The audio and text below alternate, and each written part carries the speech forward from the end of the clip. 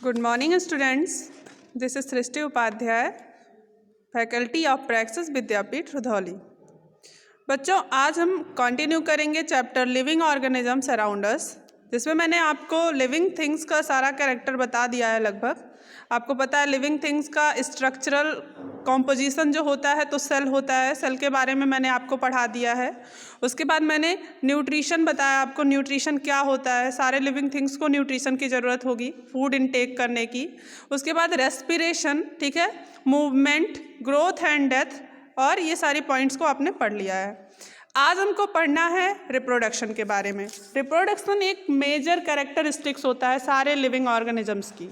एक बात ध्यान रखिएगा, जो भी लिविंग थिंग है अगर वो खाना खाएगा, वो रेस्पायर करेगा, एक्सक्रीट करेगा, रिस्पॉन्स कर रहा है, स्टिमुलस मिलता है उसको बाहर से, तो वो क्या करता है, रिस्पॉन्स करता है ना। जैसे आपको कोई छू रहा है कि ठंडे ठंडे हाथों से, आप तुरंत क्या करते हो, रिस्पॉन्स करते हो, हाथ हटा देते हो। ये क्या हो गया, रिस्पॉन्स हो गया। तो ये हमारा लास्ट टॉपिक था पिछले वीडियो का। आज का हमारा टॉपिक है जहाँ से हम स्टार्ट करेंगे, ये रिप्रोडक्शन है।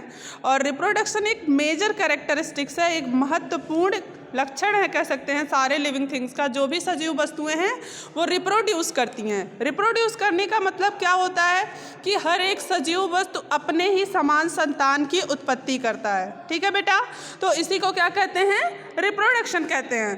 तो स्टार्ट करेंगे यहाँ से। देखिए, living things reproduce, living things जो होती हैं रिप्रोड्यूस करती हैं। लेकिन रिप्रोड्यूस करने का मतलब क्या होगा, reproduction is the ability of an organism to produce more of its own kind. Reproduction किसी भी ऑर्गेनिज्म की वह एबिलिटी है, वह योग्यता है जिससे वो अपने ही समान संतान की उत्पत्ति करता है। जैसे हमने प्लांट्स के केस में देखा था कि प्लांट्स के फ्लावर से रिप्रोडक्शन होता था। कैसे होता था, फ्लावर में पॉलिनेशन के थ्रू, जो कह सकते हैं कि पॉलन ग्रेन्स एंड फीमेल का जो ओवम होता था फ्यूज करके सीड बन जाता था, सीड से नया पौधा। ये हो गया प्लांट्स में रिप्रोडक्शन। बात करें एनिमल्स में तो आपने देखा होगा कुछ एनिमल्स बेबी प्रोड्यूस करते हैं, कुछ एनिमल्स एग ले करते हैं। ठीक है, तो इस तरह से सारे लिविंग ऑर्गेनिजम्स क्या करते हैं बेटा, रिप्रोडक्शन करते हैं। आगे देखते हैं, this process is not necessary for survival but it is required for the continuation of the species. ध्यान दीजिएगा, अगर कोई ऑर्गेनिज्म, कोई भी सजीव वस्तु, कोई भी पौधा, ठीक है, या कोई भी जानवर रिप्रोडक्शन ना करे तो ऐसा नहीं है कि वो नहीं जिएगा। बिना रिप्रोडक्शन करे कोई भी एनिमल जिंदा रह सकता है, बट अगर उसको आगे अपना खानदान बढ़ाना है, आगे अपनी स्पीसीज बढ़ानी है, तो क्या ज़रूरी है, रिप्रोडक्शन ज़रूरी है। जैसे बहुत सारे डॉग रह रहे हैं आपकी कम्युनिटी में और सारे डॉग्स क्या हुए, मर गए, उनके बच्चे नहीं हुए, तो क्या होगा, उस डॉग की वैरायटी ख़त्म हो जाएगी ना। जैसे जितने आदमी हैं प्रेजेंट टाइम में अर्थ पे, सारे आदमी बस रहे, फिर उनके बच्चे ना हो, छोटे बच्चे बिल्कुल भी ना जीने पाएँ, सारे बच्चे क्या हो, फॉर एग्जाम्पल मर जाएँ, या फिर आगे बच्चे ना हो छोटे, तो क्या दुनिया कंटिन्यू हो पाएगी, नहीं हो पाएगी। तो इसीलिए रिप्रोडक्शन जो होता है बेटा किसी भी ऑर्गेनिज्म के सर्वाइवल के लिए नहीं ज़रूरी है, लेकिन उसकी स्पीसीज चलती रहे, उसका खानदान चलता रहे, उसकी जाति चलती रहे, इसके लिए रिप्रोडक्शन बहुत इंपॉर्टेंट है। तो आई होप आप लोग समझ गए होंगे। The method of reproduction may differ from one organism to another. अब जो रिप्रोडक्शन का तरीका है एक ऑर्गेनिज्म से दूसरे ऑर्गेनिज्म में अलग अलग हो सकता है। कैसे, जैसे आप प्लांट्स में दूसरे तरीके से देखते हो, बर्ड्स में अलग तरीके से देखते हो, एनिमल्स में अलग तरीके से देखते हो। ठीक है, तो ये मेथड अलग अलग हो सकता है। Those living things that lay eggs to reproduce are called oviparous. Underline this, important है बेटा, ऐसे लिविंग थिंग्स जो अंडे देते हैं, ठीक है, ऐसे लिविंग थिंग्स जो अंडे देते हैं उनको ओविपेरस कहा जाता है। एग्जाम्पल हो सकता है बर्ड्स, लिजर्ड्स, ठीक है, ये सब होते हैं एग लेइंग एनिमल्स या अंडे देने वाले जानवर। Those living organisms that give birth to babies are called viviparous। अब ऐसे भी लिविंग ऑर्गेनिजम्स हैं जो कि बच्चे पैदा करते हैं, उनको क्या कहा जाता है, उनको कहा जाता है विविपेरस। तो आप ये बात याद रखिएगा, अंडे देने वालों को ओविपेरस, ओविपेरस का एग्जाम्पल पूछा जाता है तो आपको लिजर्ड, बर्ड, ये सारी चीज़ें पता है। फिर विविपेरस जो बच्चे प्रोड्यूस करते हैं, आप ह्यूमन लिख सकते हो, डॉग, कैट, बियर, ये सब क्या देते हैं, बेबी प्रोड्यूस करते हैं। तो विविपेरस और ओविपेरस का कॉन्सेप्ट याद रखिएगा। आगे देखते हैं animals such as dogs, sheep, horses, owls and even human beings give birth to babies and nurse them. nurse them का मतलब याद रखिएगा, ये जो NURSE है ना, नर्स मीन्स होता है बेटा पोषण देना, नरिशमेंट। आप देखते हो ना, आपने टीवी में ऐड वगैरह देखा होगा कि वैसलीन हमारे स्किन को नरिशमेंट देता है, बादाम खाने से हमको नरिशमेंट मिलता है। तो नर्स वर्ड से ही नरिशमेंट बना है, नर्स मतलब होता है पोषण देना, ठीक है। तो जानवर जैसे कुत्ता, भेड़, घोड़ा, वोल्फ, भेड़िया, इन सबको आप देखते हो। इवन आदमी भी बच्चे पैदा करता है और अपने बच्चों की देखभाल करता है, जब तक वो बड़े नहीं हो जाते हैं तब तक उनको खाना पीना खिलाता है, पोषण देता है, ठीक है। तो ये हो गया नर्स। Animals such as snakes, lizards, birds and fish lay eggs. अब कुछ जानवर जैसे सांप, छिपकली, चिड़िया, ठीक है, मछली, ये सब अंडे देते हैं। तो ओविपेरस, बेबीपेरस का आपने एग्जाम्पल भी पढ़ लिया। Their eggs hatch after some time and the younger ones come out after them. अब क्या होता है, जो अंडे होते हैं ये कुछ दिन बाद हैच आउट कर जाते हैं। हैच आउट करने का मतलब क्या कि उनसे बेबीज जो होंगे, जो यंग वंस होंगे, वो बाहर आ जाएंगे एक पार्टिकुलर समय के बाद। Mostly plants reproduce through seeds. अब पौधों की बात करें तो पौधे जो होते हैं वो ज़्यादातर बेटा सीड्स के थ्रू रिप्रोड्यूस करते हैं। कैसे रिप्रोड्यूस करते हैं? सीड्स के थ्रू, बीज के through. P, wheat, mango, people grow from seeds. अब जो पीपल है, मैंगो है, पी है, व्हीट है, आपने मस्टर्ड देखा होगा, तो बहुत सारे पौधे यहाँ पे कुछ का एग्जाम्पल है, वो कैसे ग्रो करते हैं? सीड से, बीज से ग्रो करते हैं, ठीक है। अब some plants grow from other plant part such as roots, stem और leaves। अब आपने पिछले चैप्टर्स में इन सारी बातों को पढ़ भी लिया है कि कुछ पौधे जो होते हैं वो दूसरे पार्ट से भी रिप्रोड्यूस करते हैं। जैसे हमने देखा, हम रोज प्लांट का डाल काट लेते हैं और ले जाके लगा देते हैं, यानी कि स्टेम से नया पौधा ग्रो किया। आपने देखा होगा कुछ पौधे की पत्ती हम ले जाके लगा देते हैं, एक छोटा छोटा फ्लावर होता है, गाँव के लैंग्वेज में उसको लक्ष्मण बूटी बोला जाता है, पिंक कलर का, वाइट कलर का फ्लावर होता है। हम उसका पत्ता तोड़ के ले जाके लगा देते हैं, रिप्रोडक्शन हो जाता है। आपने ब्रायोफिल्म तो पढ़ा ही होगा क्लास 5th में, ठीक है, जर्मिनेशन ऑफ प्लांट्स में। प्लांट्स में रिप्रोडक्शन के केस में आपने स्पेशली पढ़ा होगा कि लीफ से कैसे रिप्रोडक्शन होता है, लीफ से कैसे नया पौधा बनता है। और रूट का तो आपके पास बहुत सारा एग्जाम्पल है, रूट तो आप जान ही रहे हो। तो ये हो गया बेटा प्लांट्स में रिप्रोडक्शन करने का तरीका, ठीक है। तो एक जो होगा अदर पार्ट से और ज़्यादातर सीड से होता है। तो ये हो गया रिप्रोडक्शन का कॉन्सेप्ट। टॉपिक आपका पूरा हो गया रिप्रोडक्शन का। रिप्रोडक्शन क्यों होता है? तो रिप्रोडक्शन किसी भी स्पीसीज की कॉन्टिन्यूटी को बनाए रखने के लिए होता है, ठीक है।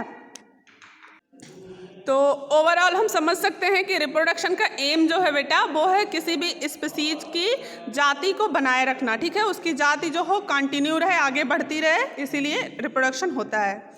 अब आगे बहुत इंपॉर्टेंट टर्म है स्पीसीज। What is species? ये आपको क्लास 9th, क्लास 11th आगे हमेशा मिलेगा। अभी तो बहुत छोटा कॉन्सेप्ट है, लेकिन अभी आप इसको समझ लीजिए। स्पीसीज का मतलब तो ऐसे होता है जाति, ठीक है। अब जाति मतलब ये नहीं हिंदू, मुस्लिम, ब्राह्मण, ठाकुर, ये वाला जाति नहीं है। ये एनिमल के केस में स्पीसीज है, प्लांट के केस में स्पीसीज है। सो हम देख सकते हैं इसको। You can come across various kinds of organisms in your surroundings.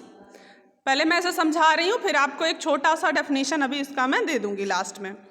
आपने अपने आसपास बहुत ही तरह की चीज़ों को देखा होगा। Are they all alike? अब क्वेश्चन पूछा जा रहा है कि क्या वो सारे एक तरह से हैं? नहीं है, ठीक है। सर्टेनली नॉट, निश्चित रूप से नहीं है, एक तरह से तो नहीं दिखते। ना तो सारे पौधे एक तरह से दिखते हैं, ना ही सारे एनिमल हमको एक तरह से दिखते हैं। A dog differs from a cat, एक जो कुत्ता होगा वो बिल्ली से अलग दिखेगा। इवन उसके भी 4 पैर हैं, 2 आँखें हैं, 2 कान हैं, उसके भी हैं, लेकिन क्या है वो अलग दिखता है। A cat from a pig, pig से अलग दिखेगी cat. Pig from a goat, goat से अलग दिखता है पिग, है ना। Each kind of an organism, dog, cat, pig and goat has many individual characteristics which are similar to each other। अब हम क्या कह सकते हैं कि ये जो डॉग है, जो कैट है, पिग है, गोट है, इन सारे जानवरों को अगर मिला के देखा जाए तो बहुत सारे कैरेक्टरिस्टिक्स इनमें मिलते होंगे, है ना। जैसे पैरों की बात कह दें, या हम खाने का तरीका देख लें, कान देख लें, आँख देख लें, मुँह देख लें, तो बहुत सारी चीज़ें मिलेंगी। बट बहुत सारी चीज़ें क्या होंगी? डिफर भी होंगी। ध्यान से सुनिएगा, अदरवाइज आपको समझ में नहीं आएगा। फिर देखते हैं These individuals may differ slightly, but their form, habit and behavior are almost the same. अब क्या होगा, ये जो इंडिविजुअल्स हैं ये कुछ तो अलग हैं, लेकिन इनका रहने का तरीका, इनका खाने का तरीका और ये जानवर हैं जो इनका सेंस है वो लगभग सेम होता है, ठीक है। अब क्या होगा, such a group of similar living organism is known as species. अब देखिए यहाँ पे लिखा हुआ है species, such a group of similar living organism is known as a species. Book में क्लियर नहीं है, यहाँ पे तो ऐसे साफ साफ दे दिया एग्जाम्पल्स के थ्रू, आपको ऐसे समझ में नहीं आने वाला है। अब मैं बता रही हूँ क्या होता है स्पीसीज। स्पीसीज मतलब कि किसी एक ग्रुप का एनिमल, किसी एक ग्रुप का प्लांट, ठीक है, जिसमें बहुत सारे कैरेक्टर्स मिलते जुलते हों, इवन कुछ डिफर हो सकते हैं, लेकिन ज़्यादा से ज़्यादा कैरेक्टर्स क्या हों, मिलते जुलते हों, तो उसे हम क्या कहेंगे, स्पीसीज कहेंगे। जैसे हम क्या कह सकते हैं, हमारे पास मैंगो होता है, आपने देखा होगा लंगड़ा, ठीक है, दशहरी सुना होगा।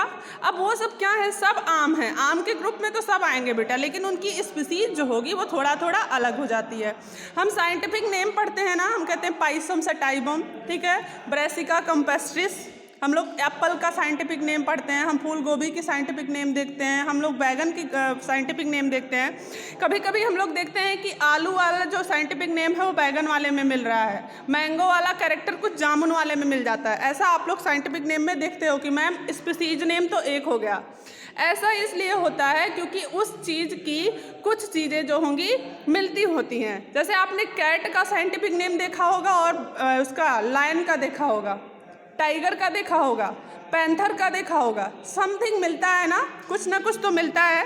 तो इससे क्या होगा, स्पीसीज उसको कहेंगे, जाति उसको हम लोग कह सकते हैं कि एक ही ग्रुप के एनिमल्स का कुछ कैरेक्टर क्या हो, मिलता हो। इवन बाहर से देखने में वो डिफरेंस दिख सकते हैं, उनके अंदर अंतर दिखाई देगा, लेकिन कुछ ना कुछ कैरेक्टर्स मिलते जुलते रहते हैं, इसीलिए हम उनको कहते हैं स्पीसीज या जाति। आगे देख लेते हैं, the members of a species have similar body parts. अब किसी भी स्पीसीज के जो मेंबर होंगे, किसी भी जाति के जो मेंबर होते हैं, उनके पास पहली बात तो बॉडी पार्ट सेम होंगे। क्या सेम होंगे, बॉडी पार्ट सेम होंगे। दूसरी बात, live in the same habitat, वो एक ही जगह पे रहना चाहेंगे। जैसे आप शेर के चलने का तरीका देख लीजिए और बिल्ली के चलने का तरीका देख लीजिए, कैसे चलती है एकदम शिकारी तरीका, शिकारी उसका भी हैबिट है, शिकारी शेर का भी हैबिट है, तो मिल रहा होता है ना कुछ चीज़ें। साथ ही साथ eat that same kind of food and reproduce among themself, और साथ ही साथ लगभग वो एक ही तरह का खाना खाते हैं। खाना जो होगा वो समथिंग क्या होगा, उनका एक ही तरीके होगा। और ये जो लास्ट वाला टर्म है बेटा, ये बहुत अलग है, रिप्रोड्यूस अमंग देमसेल्फ। अब ये रिप्रोड्यूस करने का जो मतलब है, सबसे बड़ा कॉन्सेप्ट ये है कि रिप्रोड्यूस, जो भी एक स्पीसीज के मेंबर होंगे वो आपस में रिप्रोड्यूस कर सकते हैं, दूसरे स्पीसीज में नहीं करने जा सकते हैं। यानी कि आपको स्पीसीज में अगर अंतर निकालना है तो कैट जो होगी कैट से रिप्रोड्यूस करेगी, काऊ होगी काऊ से रिप्रोड्यूस करेगी, बफेलो से रिप्रोड्यूस करेगी, आम का पौधा है तो आम ही रिप्रोड्यूस करेगा, इमली है तो इमली ही रिप्रोड्यूस करेगा। सबसे सिंपल तरीका है स्पीसीज पहचानने का कि वो क्या कर सकता है, आपस में ही रिप्रोड्यूस करेंगे, ठीक है, कुछ कैरेक्टर मिलेंगे और साथ ही साथ वो आपस में ही एक ही कम्युनिटी में क्या करते हैं, रिप्रोड्यूस करते हैं। आगे देखते हैं, a horse will always produce horses. For example, जैसे घोड़ा है तो हमेशा उसका बच्चा घोड़ा ही होगा, गधा नहीं होगा ना, गधे से तो रिप्रोड्यूस करने जाएगा नहीं। It can not produce an elephant, वो कभी भी एलिफेंट नहीं प्रोड्यूस कर सकता, यानी कि एलिफेंट और हॉर्स क्या है, अलग अलग जाति हैं।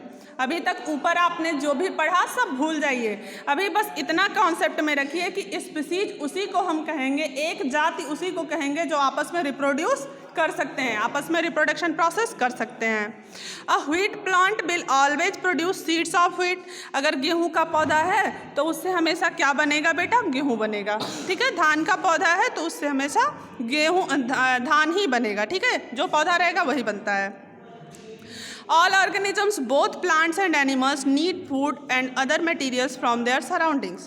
जो भी ऑर्गेनिजम्स हैं, चाहे पौधे हों चाहे जानवर हों, सबको क्या ज़रूरत होता है, फूड की ज़रूरत पड़ती है और बहुत सारी चीज़ों की ज़रूरत पड़ती है उनके आसपास की चीज़ों से। टू सर्वाइव, उनको जीवित रहने के लिए एयर की ज़रूरत पड़ेगी, वाटर की ज़रूरत पड़ेगी, सॉइल की ज़रूरत पड़ेगी और बहुत ही सारे चीज़ों की ज़रूरत पड़ती है। The life of an organism is thus affected by both living and non living things around us. इस तरह से जो लिविंग थिंग्स होती है, कोई भी स्पीसीज होती है, उसका जीवन लिविंग थिंग्स से भी अफेक्टेड है और नॉन लिविंग से भी। जैसे हमारा है, फॉर एग्जांपल हम लोग ह्यूमन की स्पीसीज है ना, होमो सेपियंस, मानव जातियों की एक ग्रुप है। अब ह्यूमन का बच्चा तो ह्यूमन ही होता है, आप सबको पता है। साथ ही साथ ह्यूमन को लिविंग थिंग्स की भी ज़रूरत है, जानवरों की भी हमको ज़रूरत है, हमको खाने पीने की चीज़ों की भी ज़रूरत है, और हमको एयर वाटर की भी ज़रूरत है, सॉयल की भी ज़रूरत है। तो किसी भी लिविंग थिंग्स को मतलब जैसे कह सकते हैं कि ह्यूमन है या कोई भी जानवर है, कोई भी ऑर्गेनिज्म है इस इन्वायरमेंट में जो सर्वाइव कर रहा है, उसको लिविंग थिंग्स भी चाहिए और नॉन लिविंग थिंग्स भी चाहिए। अब क्या कह सकते हैं, आगे देखते हैं। The life of an organism is thus affected by living and non living around it. समझ लिया इसको आपने। Everything that surrounds and affect an organism is known as its environment. Underline this. कोई भी चीज़ जो किसी ऑर्गेनिज्म के चारों ओर होता है, ठीक है, तो हम कह सकते हैं वह चीज़, वह फैक्टर्स, वो सारे फैक्टर्स जो किसी भी ऑर्गेनिज्म के चारों तरफ से हैं और उसको किसी न किसी तरह से अफेक्ट करते हैं, उसे हम क्या कह सकते हैं, उसका इन्वायरमेंट। जैसे हमारा इन्वायरमेंट होता है, अभी हम क्लासरूम में हैं तो क्लासरूम ही हमारा इन्वायरमेंट है, हम किसी गार्डन में चले जाएंगे तो गार्डन वाला इन्वायरमेंट हो जाएगा। एंड ओवरऑल जो हमारे चारों तरफ है, बादल है, पानी है, हवा है, वो सब क्या है, हमारा इन्वायरमेंट है, और वो हमको किसी न किसी तरह से अफेक्ट करता है, मतलब प्रभावित करता है। The branch of science that studies the relationship between living things and their environment is called ecology. Underline this. विज्ञान की वह शाखा, ठीक है, साइंस की वह शाखा जो living and non living things के बीच में रिलेशनशिप को करती है, रिलेशनशिप को स्टडी करती है, ठीक है। Living and non living things के दोनों के इन्वायरमेंट के बीच में संबंध को जो शाखा पढ़ती है उसे कहा जाता है इकोलॉजी। ठीक है बेटा, तो अंडरलाइन करके इसको लर्न कर लीजिएगा आप लोग। इकोलॉजी एंड स्पीसीज टर्म बहुत इंपॉर्टेंट है। The factors affecting the environment are of two kinds. अब यहाँ से देखिए, इन्वायरमेंट को जो फैक्टर्स प्रभावित करते हैं वो दो तरह के होते हैं, एक तो एबायोटिक, दूसरा बायोटिक। एबायोटिक मतलब होता है लिविंग और नॉन लिविंग, एंड बायोटिक मतलब होता है लिविंग, ठीक है। तो एबायोटिक मतलब जो नहीं जीवित हैं, जो नॉन लिविंग हैं, एंड बायोटिक मतलब जो जीवित हैं और जो लिविंग हैं। Abiotic factors are the physical or non-living factors like rainfall, temperature, wind, humidity, soil, water, sunlight and air.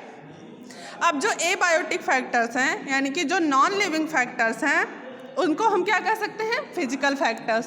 ध्यान दीजिएगा, एबायोटिक फैक्टर का दो नाम है, एक तो फिजिकल फैक्टर, दूसरा नॉन लिविंग फैक्टर। इनमें क्या क्या आ सकता है, जैसे rainfall, temperature, wind, humidity, soil, water, sunlight, air, ठीक है, ये सारी चीज़ें नॉन लिविंग में आ सकती हैं। दूसरी तरफ अगर देखें, जो बायोटिक फैक्टर्स होंगे बेटा, उनमें सारी चीज़ें आती हैं, जैसे सारे प्लांट और सारे एनिमल। तो समझ गए होंगे आप लोग इन्वायरमेंट में कौन कौन सी दो चीज़ें हैं, biotic factors and abiotic factors. ये बायोटिक और एबायोटिक फैक्टर्स मिलके क्या बना रही हैं, इन्वायरमेंट बना रही हैं। किसी भी ऑर्गेनिज्म के चारों तरफ यही चीज़ें होती हैं जो कि उस ऑर्गेनिज्म को अफेक्ट करती हैं किसी ना किसी तरह से। अब इन चीज़ों को जो ब्रांच साइंस की स्टडी करती है उसको हम लोग क्या कहते हैं, इकोलॉजी कहते हैं। बात करें स्पीसीज की, तो स्पीसीज क्या होता है, ऐसा ग्रुप ऑफ ऑर्गेनिज्म जो कि आपस में रिप्रोड्यूस कर सके। आप एक लाइन का डेफिनेशन लिखिए कि group of organism that can reproduce to each other and nothing, ठीक है। आप लोग स्पीसीज का एक ही मतलब लिखेंगे कि group of organism that can reproduce between each other या अमंग ईच अदर। बिटवीन नहीं बोलेंगे क्योंकि बिटवीन दो लोगों के बीच में होता है, अमंग मतलब आपस में, ठीक है। एक बार फिर से बोल रही हूँ, species means group of organism that can reproduce among each other, ठीक है। एंड वो क्या होंगे, सिमिलर होंगे, उनके कैरेक्टर्स भी आपस में मिलते जुलते हैं। कहीं कहीं हमको दूर दूर की स्पीसीज जो देखने को मिलती हैं, तो वो सारी डिटेल चीज़ें हैं बेटा, वो सब हम अपर क्लासेस में पढ़ेंगे। अभी आपके लिए मैंने एक छोटा सा डेफिनेशन बता दिया है, उसे आप लोग रिवाइज करोगे। नेक्स्ट है हैबिटेट। हैबिटेट भी आप लोगों को पता होगा, हैबिटेट मीन्स होता है रहने की जगह, ठीक है। तो अब हैबिटेट पढ़ लेते हैं। A habitat is a place where plants and animals live. Habitat वो जगह है जहाँ पे पौधे और जानवर रहते हैं, यानी कि हैबिटेट मीन्स वास स्थान या रहने की जगह। Many different kinds of plants and animals are found in a particular habitat.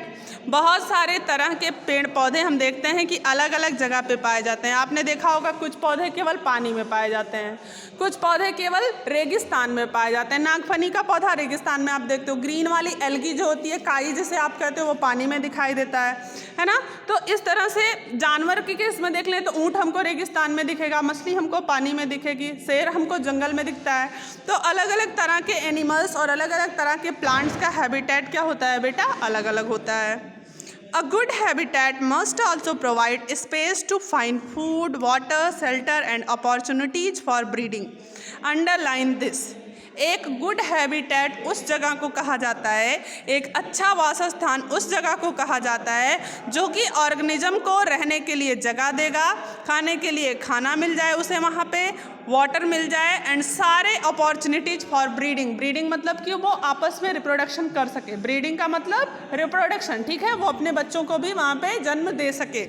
तो क्या समझे, एक अच्छा हैबिटेट या एक अच्छा वासस्थान उस जगह को कहेंगे जहाँ पे एनिमल को खाने पीने की सारी चीज़ें उपलब्ध हो जाएं, रहने की जगह उपलब्ध हो जाए, ब्रीड करने के लिए, बच्चे पैदा करने के लिए भी सारी अपॉर्चुनिटीज़ हों, उसे कोई प्रॉब्लम ना हो, तो उसे हम लोग गुड हैबिटेट कहते हैं। For example the habitat of camel and cactus plant is dry. अब एग्जाम्पल के लिए हम देख सकते हैं कि ऊँट और कैक्टस प्लांट के लिए जो हैबिटेट होता है वो सूखा होता है, डेजर्ट होता है। इसी तरह से सैंडी डेजर्ट, ठीक है, बालू वाला रेगिस्तान। That of an earthworm is moist soil. आपने केंचुए को देखा होगा तो बरसात में ही निकलता है ना, यानी कि उसे गीली मिट्टी चाहिए रहने के लिए।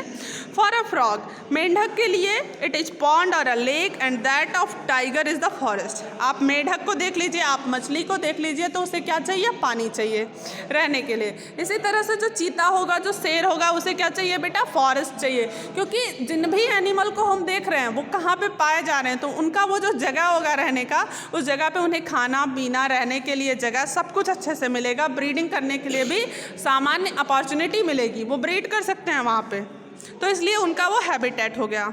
A habitat consists of both abiotic and biotic components या environment। आप समझ गए हैं कि बायोटिक क्या होता है, एबायोटिक क्या होता है। जो हैबिटेट होगा उसमें बायोटिक यानी कि लिविंग और एबायोटिक यानी कि नॉन लिविंग दोनों इन्वायरमेंट होंगे, तभी उस ऑर्गेनिज्म को सारी चीज़ें अच्छे से प्रोवाइड हो पाएंगी।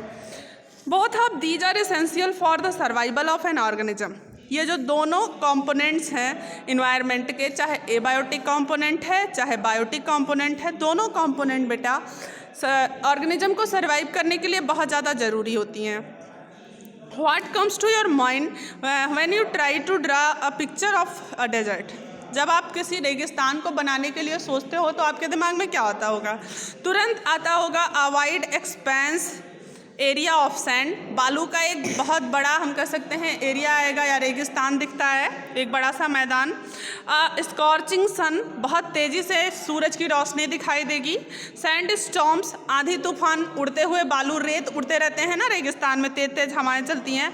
And very few plants and animals, और बहुत कम पेड़ पौधे और जानवर, क्योंकि गर्मी बहुत ज़्यादा है, पानी की कमी है, सूरज की रोशनी बहुत तेज़ है, इसीलिए रेगिस्तान क्या होता है, वहाँ पे बहुत कम एनिमल्स और प्लांट्स हमको देखने को मिलते हैं। तो ये क्या हो गया बेटा, डेजर्ट हैबिटेट हो गया, ठीक है। हैबिटेट समझ गए होंगे आप लोग कि हैबिटेट मीन्स किसी भी एनिमल या प्लांट के रहने की जगह जिसमें बायोटिक कंपोनेंट भी होते हैं और एबायोटिक कंपोनेंट होते हैं, और वहाँ के एनिमल्स को, वहाँ के प्लांट्स को वो अफेक्टेड करते हैं, उनको फ़ायदा नुकसान उनसे होता रहता है। तो इस तरह से हमने हैबिटेट को भी फिनिश कर लिया। आगे हम लोग कंटिन्यू करते हैं। तो देखिए, have you ever thought how these plants and animals survive in such a harsh environment. क्या आप लोगों ने कभी सोचा है कि ये जो प्लांट्स और कुछ एनिमल्स पाए जा रहे हैं डेजर्ट में, ये यहाँ पे इस माहौल में कैसे जीवित रहते होंगे, कैसे सर्वाइव करते रहे होंगे। तो आप लोगों ने सोचा भी है और आप लोगों ने पिछले क्लासेस में पढ़ा भी है, ठीक है। तो हम लोग फिर से डिस्कस कर लेते हैं। These living organisms possess special characteristic to withstand the harshness of the environment। अब ये जो चीज़ें होती हैं बेटा, चाहे आपका कैक्टस प्लांट हो, चाहे आपका कैमल हो, इन सब के अंदर स्पेशल कैरेक्टरिस्टिक्स पाए जाते हैं, बहुत विशेष लक्षण पाए जाते हैं जिससे वो वहाँ उस कंडीशन में सर्वाइव कर सकते हैं। जैसे आपने कैमल में देखा है पैडेड फीट्स होते हैं, गद्दीदार पैर होते हैं, ठीक है, उसके हम्प पाए जाते हैं और जिसकी वजह से वो ढेर सारा फूड इकट्ठा कर सकता है। आपने कैक्टस प्लांट देखा होगा तो उसकी लीव्स मॉडिफाइड हो जाती हैं, मोटी मोटी हो जाती हैं पानी को स्टोर करने के लिए। तो इस तरह से कुछ स्पेशल कैरेक्टरिस्टिक्स पाए जाते हैं जिससे वो एनिमल या वो प्लांट उस हैबिटेट में सर्वाइव कर सके, और इन सारी चीज़ों को बेटा कहा जाता है एडाप्टेशन। ठीक है, तो फिर से बता देती हूँ मैं आपको। These special characters that enable plants and animals to survive in a particular environment are called adaptation. Underline this. Adaptation means क्या होता है? वह स्पेशल कैरेक्टरिस्टिक, वह स्पेशल लक्षण जो आपको किसी एक विशेष इन्वायरमेंट में रहने के लिए अनुकूल बना देता है, उसे कहा जाता है बेटा एडाप्टेशन। जैसे आपने मछली को देखा होगा, उसकी बॉडी हमेशा स्ट्रीमलाइंड होती है, बोट शेप होती है। क्यों? क्योंकि उसे पानी को हटा हटा के आगे बढ़ना है। ये क्या है? फिश के अंदर का एडाप्टेशन है। ठीक है, उसके अंदर गिल्स पाए जाते हैं पानी में घुली हुई ऑक्सीजन को लेने के लिए। इसी तरह से आपने कैमल में देखा क्या एडाप्टेशन है? रेगिस्तान में वो कैसे चल पा रहा है? क्योंकि उसके अंदर पैडेड फीड है, उसके पैर गद्दीदार हैं, तभी वो चल पा रहा है, तो वो एडाप्टेशन हो गया। उसका हम्प पाया जा रहा है, हम्प में फूड स्टोर रहता है, वो भी क्या है? एडाप्टेशन है। कैक्टस प्लांट में आपने देखा फ्लैशी लीव्स हैं, कांटे का पाया जाना क्या है? एडाप्टेशन है। ठीक है, तो किसी भी विशेष परिस्थिति में रहने के लिए एनिमल या प्लांट के अंदर जो अनुकूलता पाई जाती है, ठीक है, जो लक्षण पाया जाता है, उसे हम लोग कहते हैं एडाप्टेशन या अनुकूलता।